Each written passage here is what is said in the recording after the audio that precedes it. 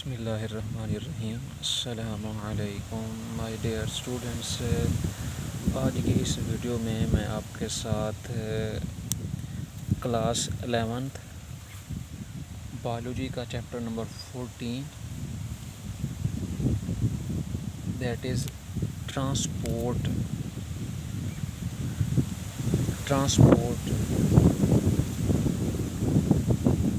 इस चैप्टर के जो इम्पोर्टेंट शॉर्ट क्वेश्चन हैं और जो लॉन्ग क्वेश्चन हैं, उन शॉर्ट और लॉन्ग क्वेश्चन को आज की इस वीडियो में हम डिस्कस करेंगे।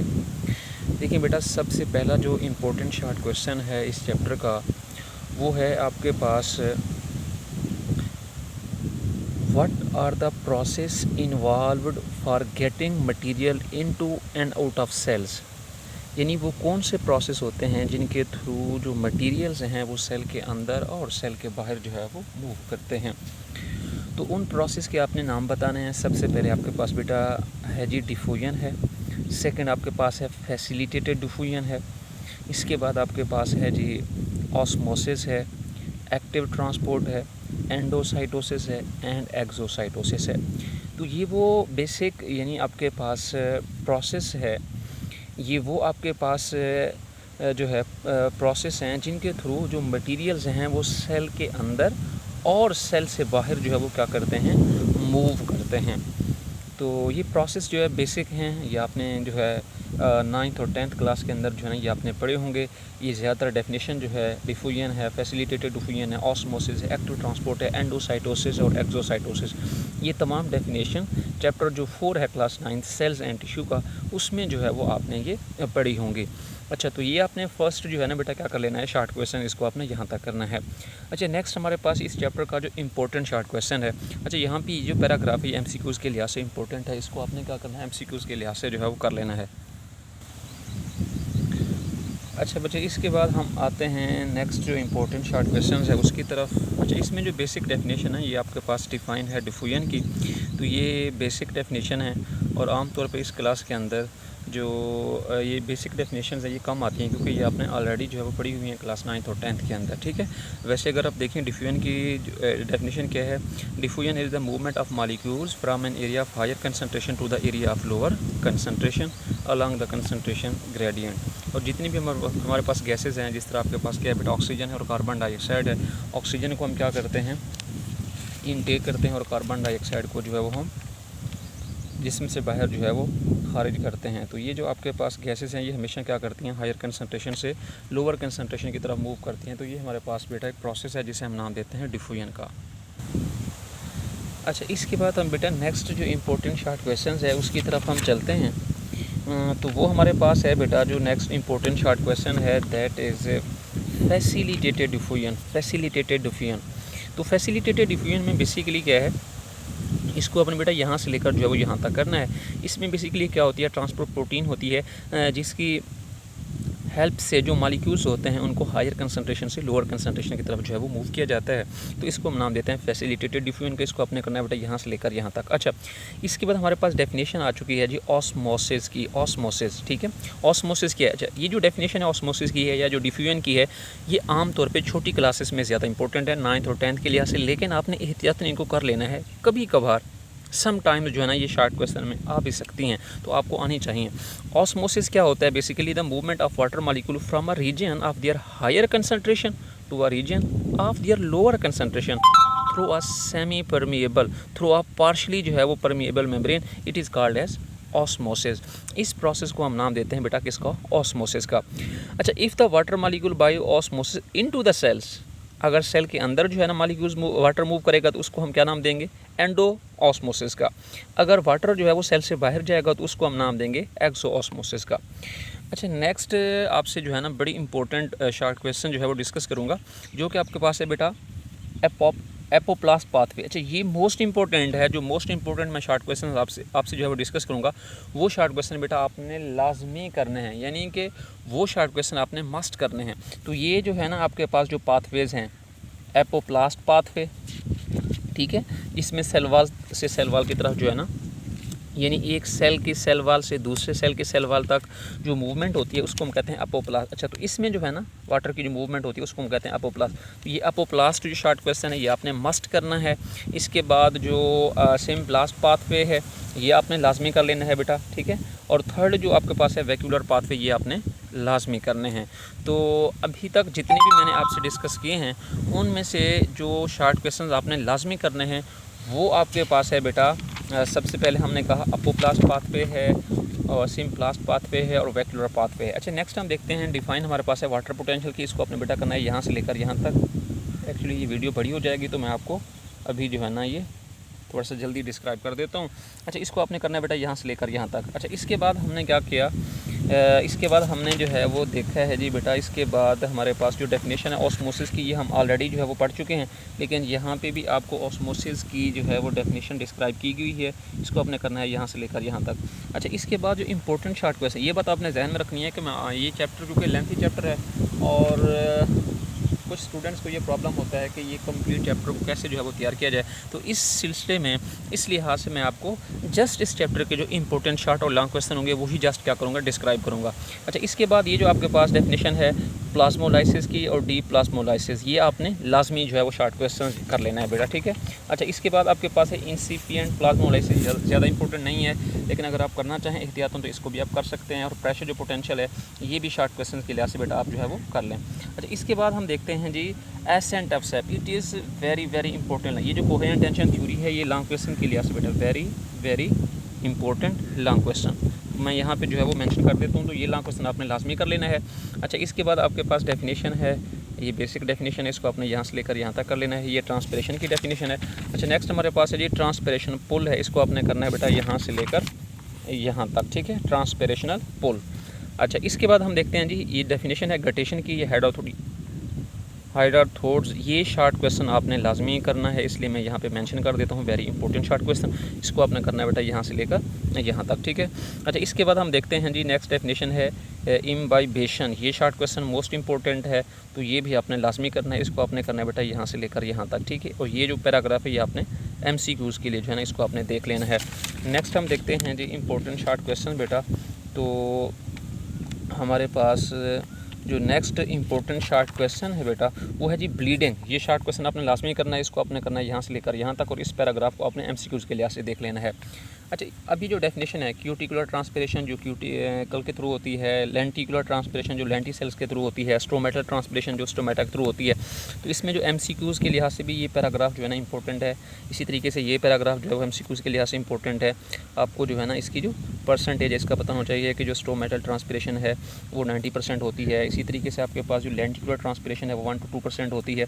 अच्छा, इसी तरीके से जो आपके पास क्यूटिकुलर ट्रांसपिरेशन है ये आपके पास 5 to 7% होती है। तो ये आपने जो है ना पॉइंट्स को देख लेना है और ये बेसिक डेफिनेशन है, इनको आप रीड भी कर लेंगे 2-4 मरतबा तो आपको जो है ना ये तैयार हो जाएंगी।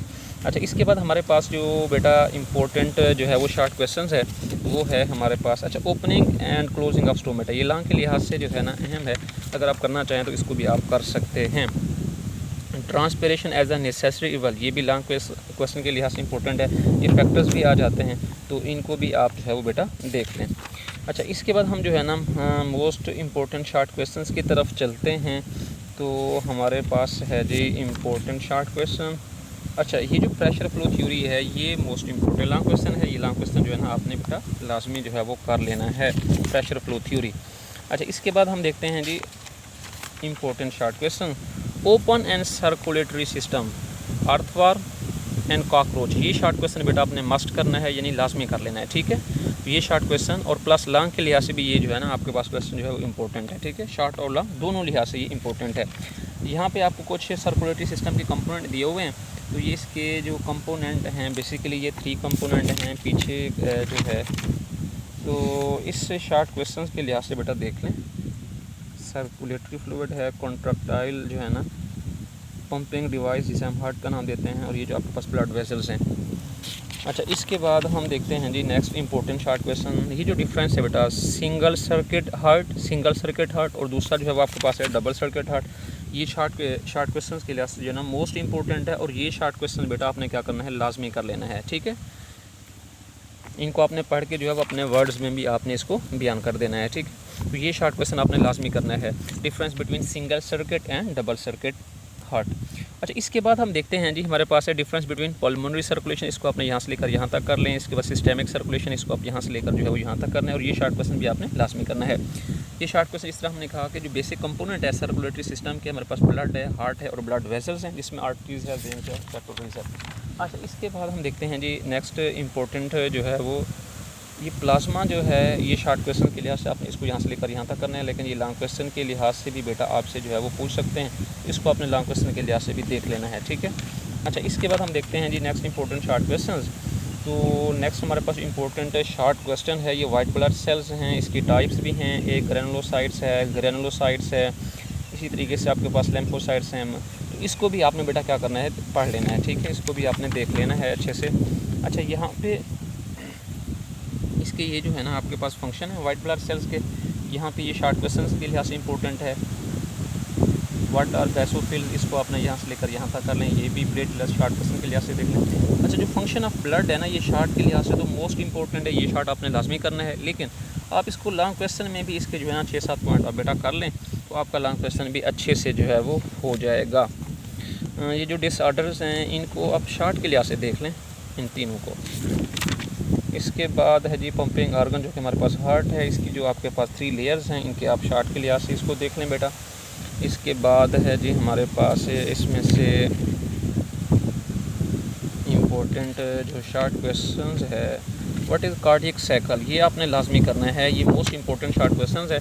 जो मोस्ट इंपॉर्टेंट शॉर्ट क्वेश्चन मैं जो है वो डिस्कस कर रहा हूँ बेटा, ये आपने कम से कम सबसे पहले ये शॉर्ट क्वेश्चन आपने क्या करना है, अच्छे से जो है वो तैयार कर लेने हैं, ठीक है। डायस्टोल है, एट्रियल सिस्टोल है, ये शॉर्ट के लिहाज से आप करना चाहें तो कर लें। और इसके बाद है इलेक्ट्रोकार्डियोग्राम, ये आपने बेटा ECG जो है ना शॉर्ट क्वेश्चन, ये आपने मस्ट करना है, इसके साथ मैंने मेंशन कर दिया very very important short question, और जो very very important short question है वो आपने मस्ट करना है, ठीक है बेटा। अच्छा, इसके बाद हम चलते हैं नेक्स्ट हमारे पास है जी आर्टिफिशियल पेस मेकर, ये आपने लाजमी करना है, साथ मैंने मेंशन कर दिया वेरी इंपॉर्टेंट जो है वो शॉर्ट क्वेश्चन। और वाटर ब्लू बेबीज़, ये भी मोस्ट इंपॉर्टेंट है, तो मोस्ट इंपॉर्टेंट शॉर्ट क्वेश्चन बेटा आपने क्या करने हैं, लाजमी कर लेने हैं। एथीरोस्क्लेरोसिस और आर्टीरोस्क्लेरोसिस, ये भी इंपॉर्टेंट शॉर्ट क्वेश्चन हैं, इन दोनों को आपने जो है बेटा क्या करना है, अच्छे से कर लेना है। नेक्स्ट हमारे पास जी कंपैरिजन है the structure and function of artery, capillary and when, तो ये आपने क्या करना है बेटा, शॉर्ट और लॉन्ग दोनों लिहाज से आपने कर लेना है, और ये बड़ा ही आसान सा टॉपिक है, इसको आप पढ़ेंगे तो आपको काफ़ी हद तक क्लियर हो जाएगा। अच्छा, इसके बाद हमारे पास है इंटरस्टिशियल फ्लूइड, ये शॉर्ट क्वेश्चन आप बेटा कर लें, इसको आपने करना है यहाँ से लेकर यहाँ तक, ठीक है। अच्छा, इसके बाद हम चलते हैं जी डेफिनेशन, आपके पास है जी ये शॉर्ट क्वेश्चन के लिहाज से कर लें, डिफाइन ब्लड प्रेशर। इसके बाद इसमें से ये MCQs के लिहाज से ये पैराग्राफ जो है ना बेटा इंपॉर्टेंट है, इसको आपने रीड आउट कर लेना है। अच्छा, इसके बाद हमारे पास हाइपरटेंशन, ये शॉर्ट इंपॉर्टेंट है, इसको आपने लाजमी कर लेना है, इसलिए मैं यहाँ पे मेंशन कर देता हूँ वेरी इंपॉर्टेंट। अच्छा, इम्बोलस और थ्रोम्बस, ये डिफरेंस में आ जाता है शॉर्ट क्वेश्चन, इसको आपने लाजमी कर लेना है, इम्बोलस और थ्रोम्बस को। इसके बाद हमारे पास ये मायोकार्डियल इन्फ्रक्शन, या जिसे हम हार्ट अटैक कहते हैं, ये शॉर्ट क्वेश्चन के लिहाज से इंपॉर्टेंट है, इसको आपने लाजमी करना है। स्ट्रोक है, हेमरेज है, तो ये शॉर्ट क्वेश्चन जो है ना इम्पोर्टेंट हैं, ठीक है। इसके बाद हमारे पास जो लिम्फेटिक सिस्टम है, ये लॉन्ग क्वेश्चन के लिहाज से मोस्ट इंपॉर्टेंट है, most very very important long question बेटा, ये आपने लॉन्ग क्वेश्चन जो है वो लाजमी कर लेना है। नेक्स्ट हमारे पास है जी इम्यूनिटी। अच्छा, इम्यूनिटी की जो डेफिनेशन है ये तो मोस्ट इंपॉर्टेंट है, ये आपने लाजमी करनी है। और इसके बाद जो इम्यून सिस्टम है डेफिनेशन, ये आपने कर लेनी है। अच्छा, इसके बाद एंटीबॉडीज़ की जो डेफिनेशन है बेटा, ये आपने कर लेनी है। यहाँ पे आपके पास है जी लिम्फोसाइट T एंड B, ये पैराग्राफ जो है ना आपने बेटा लाजमी कर लेना है, ठीक है। इसको आपने यहाँ से लेकर यहाँ तक कर लें, और यहाँ से इसको आप कर लें, ये पैराग्राफ आपके पास सारा हो जाएगा, ठीक है। लिम्फोसाइट T और लिम्फोसाइट जो है ना B, तो इसमें डिफरेंस भी आपसे पूछ सकते हैं।